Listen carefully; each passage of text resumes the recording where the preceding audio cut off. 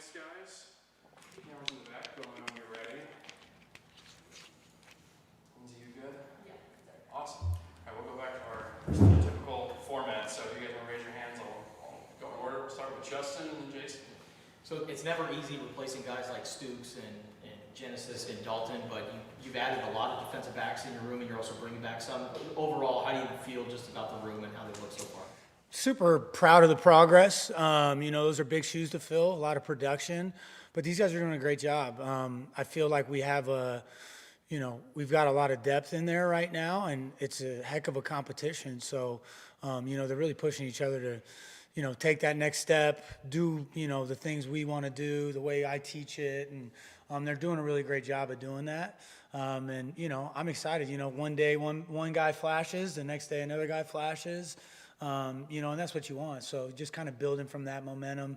And the cool thing is, those guys really set the foundation for this place. And now, building from that, you know what I mean? And just taking that momentum and those guys see the success that Dalton, Jen, and Stooks had and really are buying into, the culture and everything we do here and just, know that it's worth it.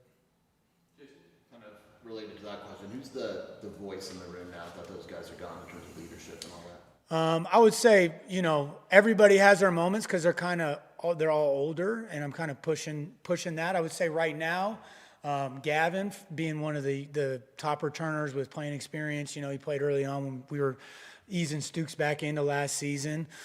He's been here. He knows the culture. He knows the standard.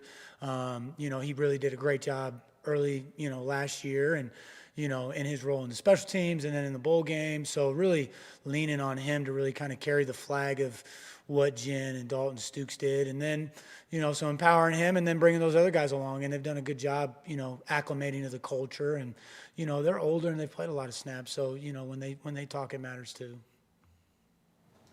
Gavin in particular, what do you think he gained from the last 2 years of learning from those three players? And then just looking at the start of last year, what stood out to you about how he handled that situation of starting in place of Stooks, and then Stooks came in and took over from there? I'm so proud of Gav and all the growth he has made on and off the field. Has been tremendous. I'm super proud of him. Last year, being the guy early on, and then, we had discussions about how we're going to manage Stooks, and when the time does come, he was going to take it, and he was all on board with it. And, I think that's a special thing about the culture here, and these guys really root for one another and each other's success. And, being in that room with those guys, Gavin is a great student of the game, and just seeing how they operate, how Stooks would do things, and, Stooks pouring back into the room too, and, telling him what he saw, how he operates. Gav took that and soaked it up like a sponge, and, now he's the guy doing that in that room, and kind of leading by example, as well as, talking about how we do things and see things and that kind of stuff. So I'm so proud of Gavin and all his growth, and, his best football is definitely ahead of him. Jason? Coach Brennan's talked about maybe getting guys that are maybe new to the team but not new to football. How important is that for just replacing the experience that came with Dalton? There's no substitution for snaps played in game. You know what I mean? There's nothing like going in between those white lines with the pressure on. So we found guys to try and come in that had those snaps and played in some big time games. And I think that's super valuable. I think playing experience is everything. You just, as guys progress and get older, they continue to grow because of all the snaps and the repetitions of everything. I think, repetition is the mother of all learning, and to do it in a stressful environment, there's no greater growth than that. So I think we did a good job addressing those needs, and we're losing a lot of snaps played with those big three and trying to find, guys to come in and do that. And I think we did a good job, and now those guys are doing a heck of a job and pushing each other, and, it's a fun race to watch. What have you seen from Malcolm so far? I'm really happy with Malk's progress. He's had a ton of growth since he's been here. He's played a lot of football. He's one of those guys at a high level in big-time games. He's played corner. He's played nickel. It's similar to Stooks in that sense, and that's what I kind of saw him as, as we were going through it. He's doing a great job learning our new scheme. There's some crossover from where he was at, but we do some things different. He's doing a good job in that. And then he's really, taking control of and taking ownership in just our culture and our beliefs here. I've been really proud of, how he's just kind of took it and ran with it. You know what I mean? It hasn't been a rough go or any bumps in the road. I think he knows this is a big year for him, and he's taking everything in stride and just attacking it each day. So with, guys like Genesis and Stoops, taller guys, a guy like Malcolm, maybe not as tall as those guys. So what makes his skill set so unique, and how is he so productive despite not having the length that a guy like Stoops has? He's not as tall. He's got long arms, long limbs. He's super twitchy, athletic, short area quickness.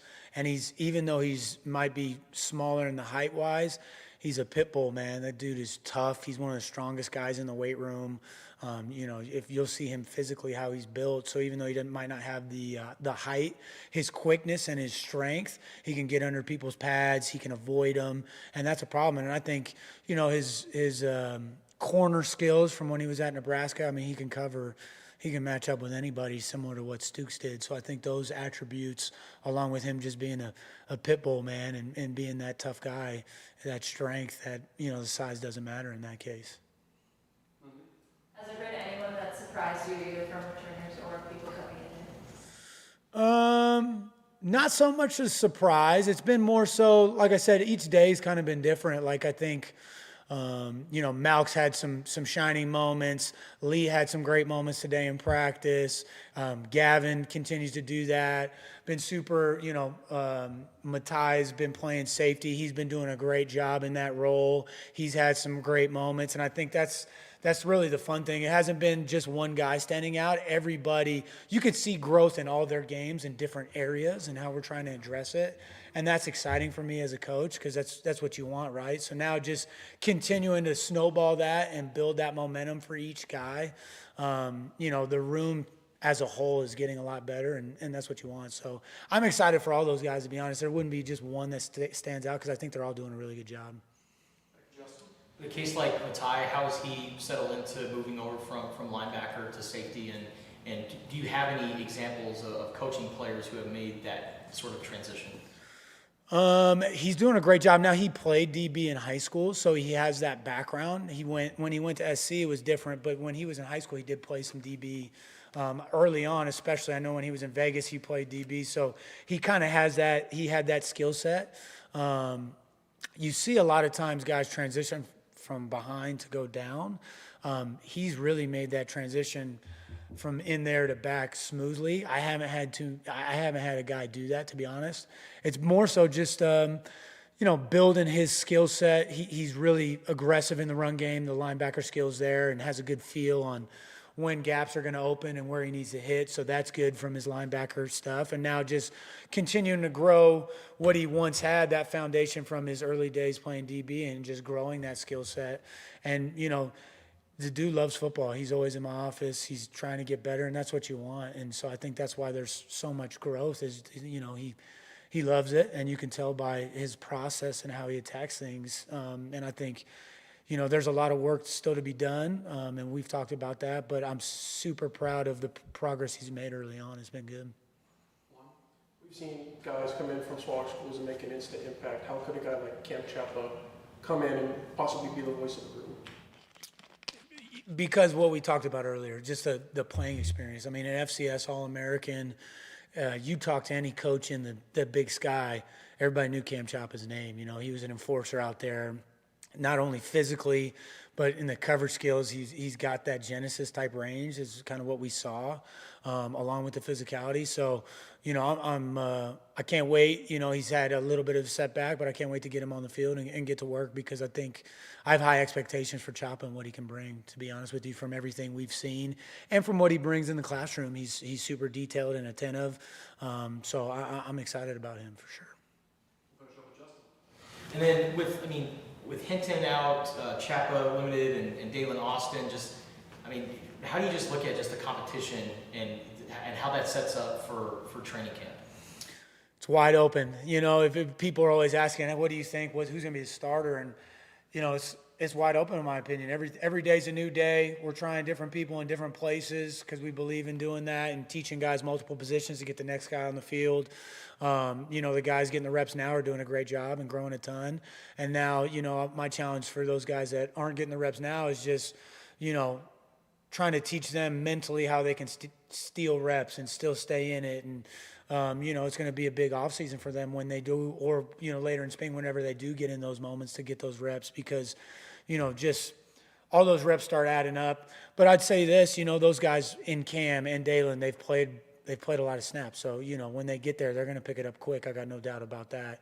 And I think that's what you want in the room is just competition. It elevates everybody. And, I think everybody sitting in that room knows there's a lot of good players in there. And, I'm going to push each one of them as hard as I can. And, and just so they know, I think, unlike maybe years past, because the big three were so good and so dominant, I think you can have some guys rotating in and staying fresh because we are deeper, in my opinion, in that case. So I'm just curious to see how it all unfolds like you guys. Every day is fun for me to continue to push them and watch them grow. And then, we'll see how the chips fall when it all ends. How has it been for you to go through this process of seeing the three guys that you coached get ready to get drafted to the NFL? I'm sure you're talking to a lot of coaches and scouts. Mm-hmm. How's it been the last couple months, and then how do you just look ahead to the next chapter for these guys?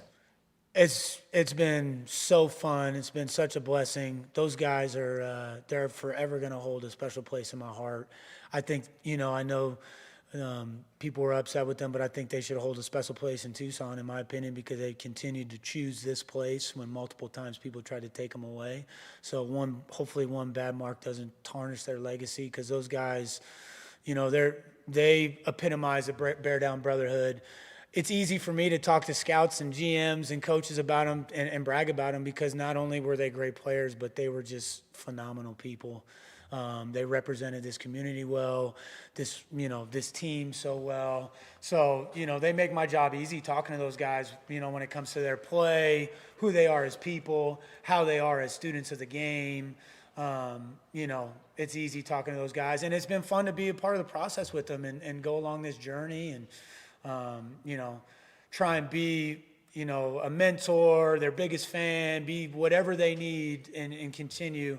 I tell these guys, when they get here, hopefully for me, this isn't just a 4-year deal. This is a lifetime deal. I want to be part of these guys' lives forever, hopefully go to their weddings and, just be that's why I got into coaching. I think mentorship doesn't just stop in these 4 or 5 years. I think this is lifelong, and that's what I want for my guys. And it's just been fun to, really start those early chapters with those guys. Fun to do it here with them here at this place, and now, just continue that in any way that I can, post-playing career in their journeys. And I'm excited to see where they all end up and follow their careers. I think the future's bright for all three of those guys. Great. Thank you, Coach. Yeah, appreciate it.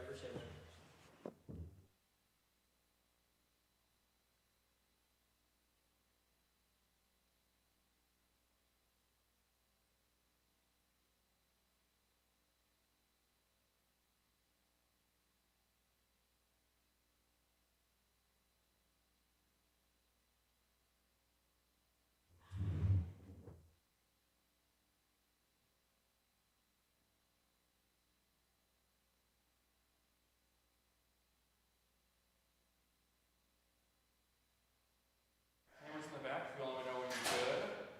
Awesome. We'll get going. Questions for our student athletes. Start with Justin and Jason. Gavin, you started the Holiday Bowl. What did you take away from that experience, and how do you learn from that? Obviously, it was a good experience being able to be out there with the boys. Just get more experience under my belt, and just a lot of experience, I would say. Yeah.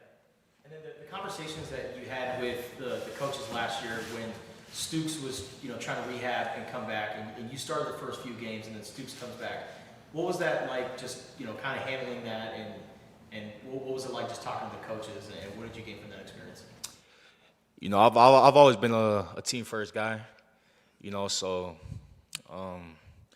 like I just said, I got to get some good experience under my belt, and when it was time for Stoops to come back, I was just whatever the team needed.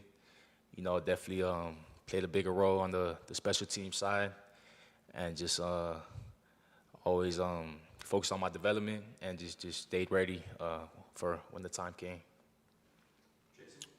Question for both. For Gavin, Coach just said that you've kind of stepped up a little more as the voice in the room. With the guys that left, did you feel that you need to become more of a leader? Is that something that's natural, or how kind of is that role shaping itself? I mean, most definitely. Obviously, it's no secret we lost 3 leaders, 3 team captains, 3 guys that was kind of heartbeat of our team. So definitely, the coaches told me like, you're gonna have to step up, kind of take that leadership role, and I definitely just been embracing it. And from how was your path to Arizona? Well, from the day you entered the portal to kind of how did you just kind of wind up here, whether it was relationships or previous recruitment or whatever it may be? Yeah, I say relationships, from Nebraska, Bringale and Tariq, I had them at Nebraska, stuff like that. And then, they came here like a year earlier. And so like when I hit the portal, I got the call for them, and I couldn't turn down the opportunity to come out here and play for them. Having those relationships, coming out here with Coach Arce, Coach G, and Coach Brennan. I felt that relationship as soon as I stepped on the campus. So I felt like it was the right fit for me. Juan and then Justin. For Malcolm, there's always an emphasis on red line and the Bear Down brotherhood. Have you felt that in your first couple months here? Yeah, I definitely felt it. Being like Gav, being in the DB room, them taking me in, stuff like that. The defense, seeing how hard they work, it motivates me, to continue to get better each and every day, especially like under the red line, learning it and seeing it from the past guys, the 3 safeties, that into the draft and stuff like that, seeing it for them. I felt like coming here, being a part of that was going to be a big piece for me. Justin? We talked to Coach Arce, and he said, or he called you like a pit bull almost. You may not have the size like a guys like Stooks or others, but you have a unique skill set. Why do you think your skill set and what you do works at this level?